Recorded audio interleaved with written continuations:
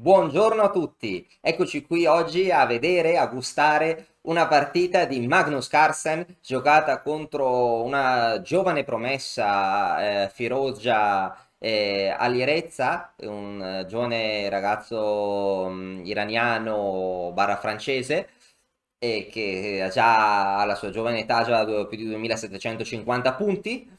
Carlsen, i due giocatori stanno giocando nel Norway Chess, uno dei più grandi tornei, e Carlsen sta giocando in modo molto solido, sta giocando soprattutto per vincere, per assicurarsi minimo giocare per due risultati, giocare senza rischi la partita classica e poi vincere gli spareggi all'Armageddon, perché qua non c'è la patta, poi si va agli spareggi lampo, è una modalità molto interessante per muovere un po' la classifica, però anche giocando senza rischi, senza appunto rischiare mai di perdere, ma pressando l'avversario dall'inizio, Carlsen, giocando anche in stile Harakiri, in stile sacrificio di lungo termine, riuscirà a vincere questa bellissima partita che andiamo a vedere.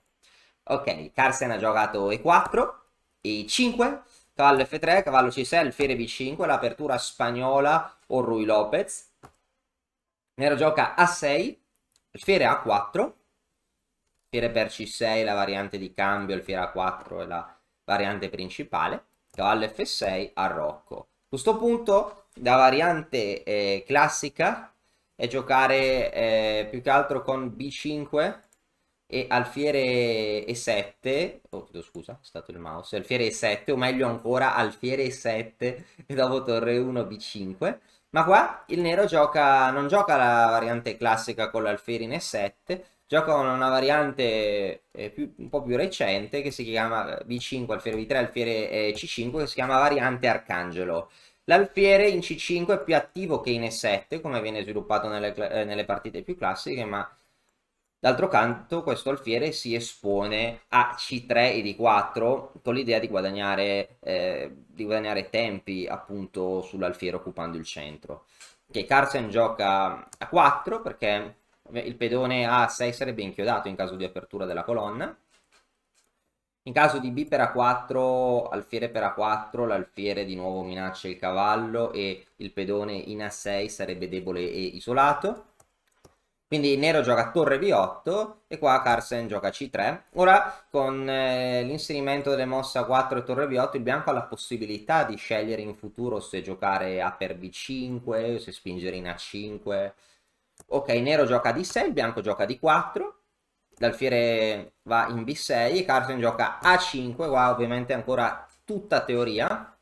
Nero gioca alfiere A7, il nero non può catturare il pedone, perché qualora il nero catturasse il pedone per esempio con alfiere per A5, potrebbe seguire D per E5, D per E5, donna per D8, ora dopo cavallo per D8 cade l'alfiere, in caso di re per D8, alfiere D5, viene attaccato il difensore dell'alfiere e quindi nero perde o l'alfiere o il cavallo. Se nero mette in salvo l'alfiere in A5 cade il cavallo, se si gioca per esempio alfiere B7 si cattura il difensore del cavallo, quindi nero avrebbe il suo cavallo per D5 per D5 idem, non è possibile controbattere questo attacco simultaneo. Quindi il nero rifiuta il gambetto e gioca alfiere A7, H3, alfiere B7, alfiere 3. Siamo ancora nella linea principale. Il bianco crea un attacco raggi X contro l'alfiere in A7. Quindi, per esempio, in caso di arrocco, il bianco sta minacciando mosse come D per E5 o D5. In questo caso specifico, D5 vince perché tutti i pezzi neri sono un po' sotto attacco. Se il nero sposta il cavallo, il bianco vince guadagnando l'alfiere. Se invece il nero cattura in E3, il bianco cattura in C6, il materiale è di nuovo pari, ma il nero ha entrambi gli alfieri in presa e quindi il nero perde.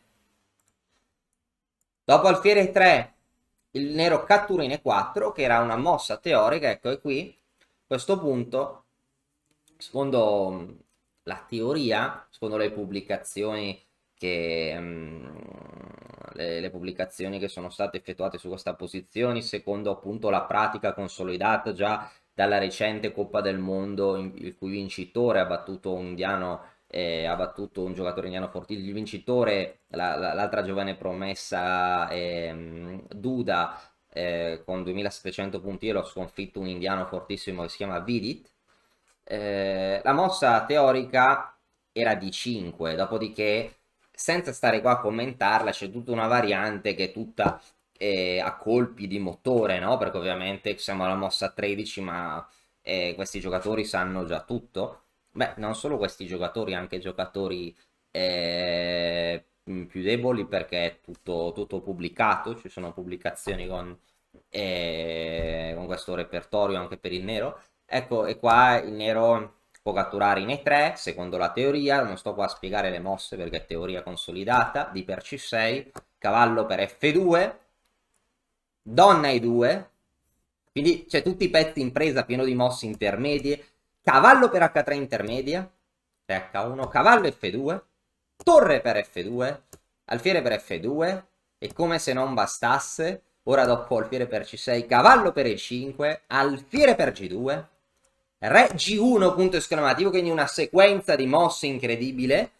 donna F6, cavallo per F7, donna per F2, re per F2, ecco qua il nero continua con torre F8, re per G2, torre per F7, alfiere per F7, re per F7 e si entra in un finale complicatissimo che dovrebbe essere fatto gioco corretto, ma dove il bianco ha alcune chance di pressare, il bianco ha alcune chance di fare pressione. Di fatto c'è una famosa partita della Coppa del Mondo di quest'anno, appunto la partita menzionata poc'anzi, vinta da Duda, dove ha giocato una manovra pazzesca ha tipo portato il cavallo qui per attaccare il pedone in A6, poi l'ha catturato, vinto la partita.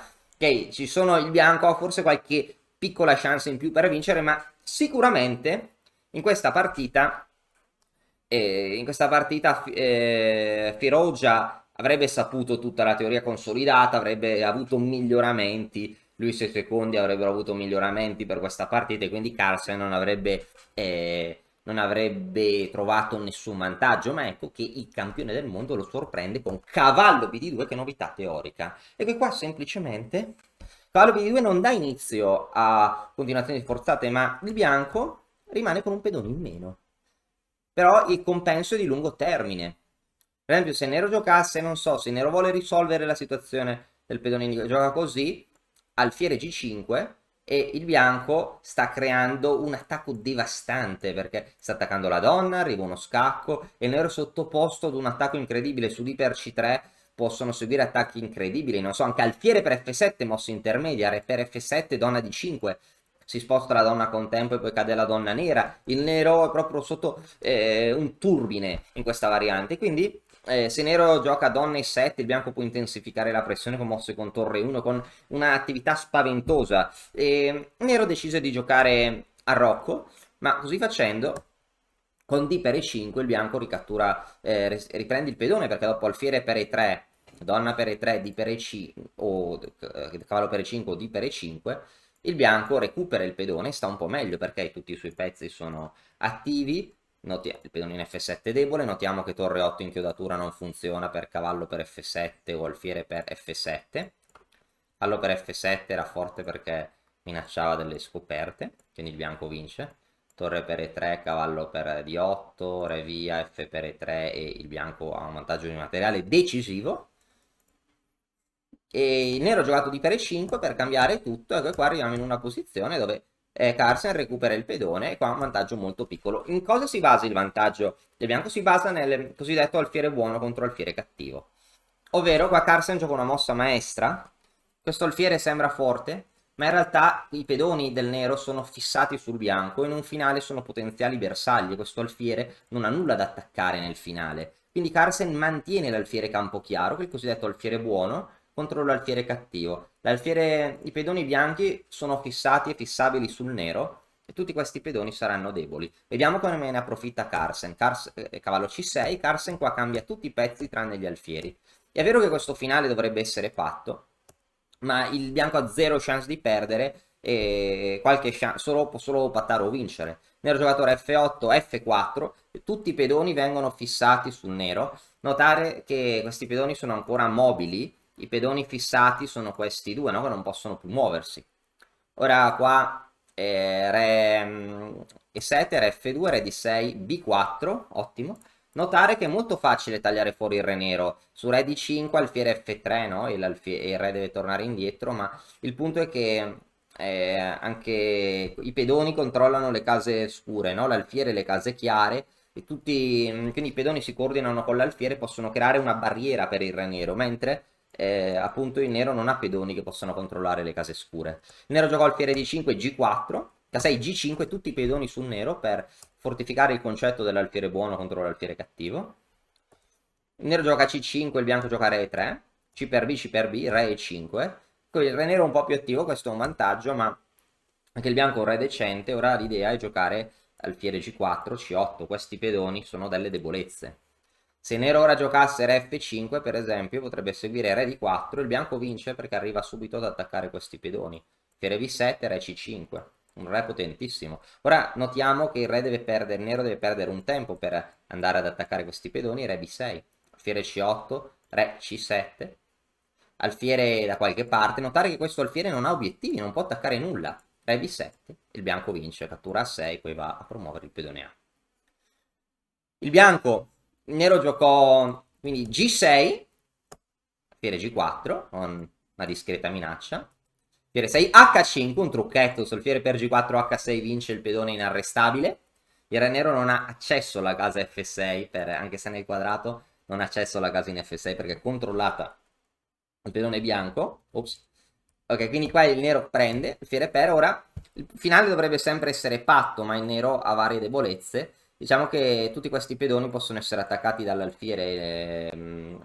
I pedoni del nero possono essere attaccati dagli alfieri, i pedoni bianchi no. Per esempio alfiere F3, B7 è una minaccia costante.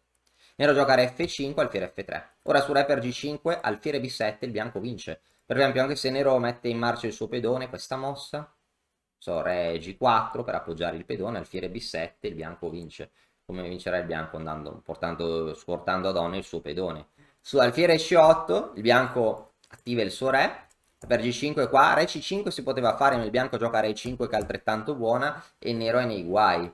Perché ora qua il nero gioca F4, forse Re F4 per cercare di portare il re in difesa forse era meglio, ma è difficile per il nero perché il pedone è lento, il bianco vuole catturare il pedone in A6 e promuovere subito.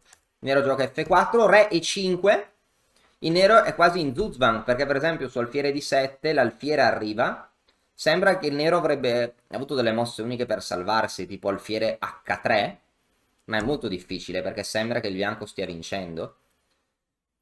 Se il nero prova a giocare alfiere F1, che è la mossa unica, il bianco può continuare a fare pressione con alfiere C8 ed è molto difficile la situazione nera. Il re non può muoversi, il bianco può prendere qui al momento giusto.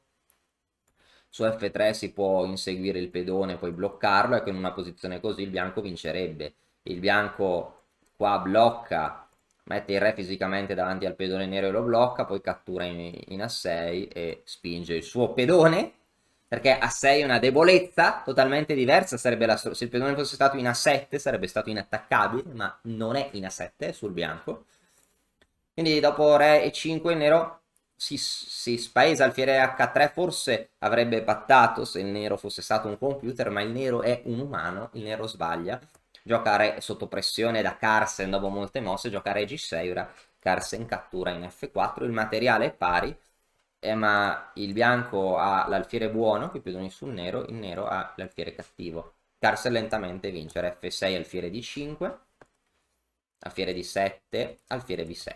E che su Re E7 il bianco avrebbe vinto, avrebbe potuto portare il Re e il nero sarebbe finito presto in Zutlan, perché il punto è che se il nero peggiora il Re e il bianco passa, vince, no? Arriva qua.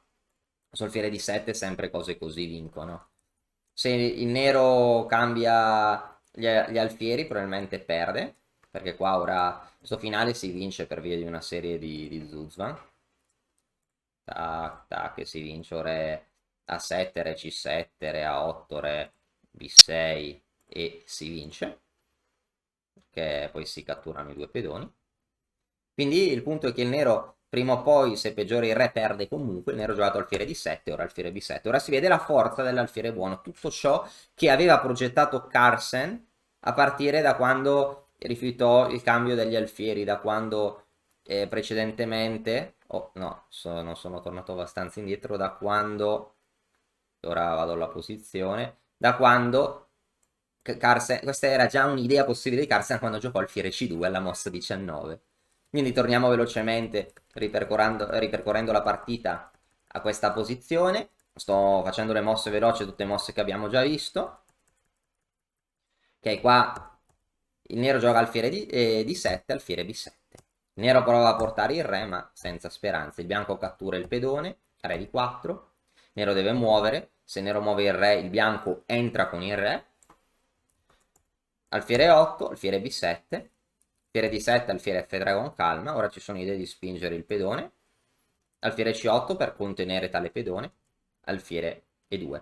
Notare che il nero ancora una volta in zuzza. Su alfiere A6 può seguire alfiere F1. Il nero deve perdere perché o muove l'alfiere e perde il pedone, o muove il re, permettendo l'entrata del re bianco, o comunque sì, cedendo terreno passo dopo passo fino alla sconfitta. Nero giocò alfiere D7, alfiere D3, nero di nuovo in zuzvan. Se il re si muove cede terreno al re bianco, che poi entrerà sempre di più nella posizione nera. Nero giocò alfiere C6, alfiere 4, il nero abbandonò perché su alfiere via A6. Vincendo, su alfiere per E4, re per E4, ancora il finale di pedone senza speranza.